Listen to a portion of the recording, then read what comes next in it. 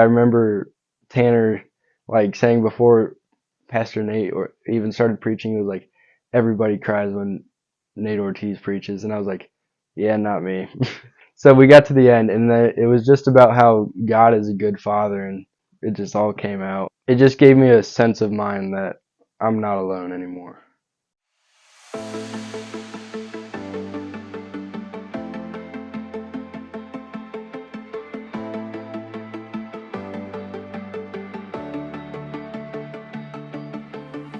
I've always grown up going to church, but not making Jesus a priority in my life, and always having other things come before that, and how praying is our last resort. That's how it was for me.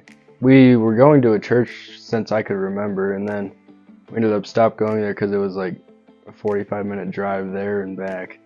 And then we tried to find multiple churches over 2 or 3 years, and I wasn't really going to church. It was just my mom trying to find churches and stuff, and so I wasn't going to church for 3 years, give or take, and it was probably the most stressful 3 years. I don't know, it was just a lot of conflict within myself, I guess, and struggling with my dad not being there, and he would just say yeah, I'm gonna come to visit, and then he wouldn't, and so I'd get really upset about that, and it'd hurt, and I don't want to say I wouldn't go to God, but it just wasn't a priority to pray about it or to make it come first and think it's all part of His plan. It was that time where I was I don't really have anybody to talk to, because I don't want to say I don't want to go to my parents, because I don't want to stress them out, make them feel like they got to take care of me. I've kind of grown up that style of be a man type of lifestyle, and men shouldn't cry and stuff like that. And so then we finally came here because my grandma started coming here, and then Lizzie invited me, and then we just kind of came here, and it became kind of home, I guess. It was within the first 5 times of coming here, Pastor Dave was preaching, and it was one of those times where I could definitely feel something was happening, and I just didn't know what. And I just was sitting in the congregation with my mom, and I just started crying.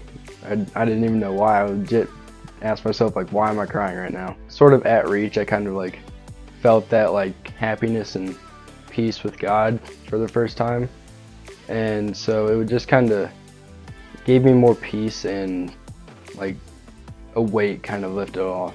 I remember Tanner saying before Pastor Nate or even started preaching, it was everybody cries when Nate Ortiz preaches, and I was like, yeah, not me.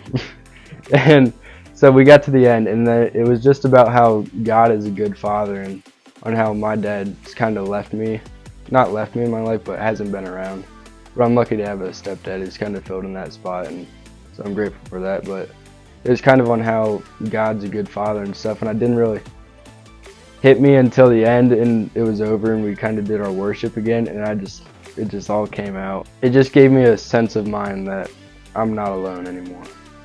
Just the fact of knowing that some people don't think they can be saved, because I know I have friends of my own that tell me they think they're too far gone, and I just try to keep working with them, because everybody can be saved. And nobody's perfect. We all sin, but it just makes me want to spread the word more and let people know the goodness of God.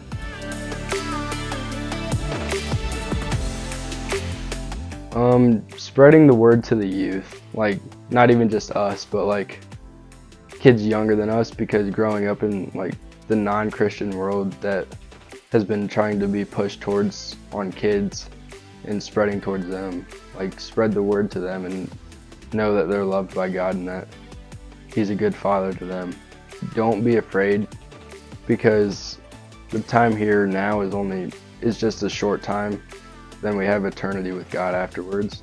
And so to make now a priority with God so we can have eternity with Him. Even though it might be scary and I guess dangerous in some ways, because there are people out there who don't like people for being Christians, but it's worth it.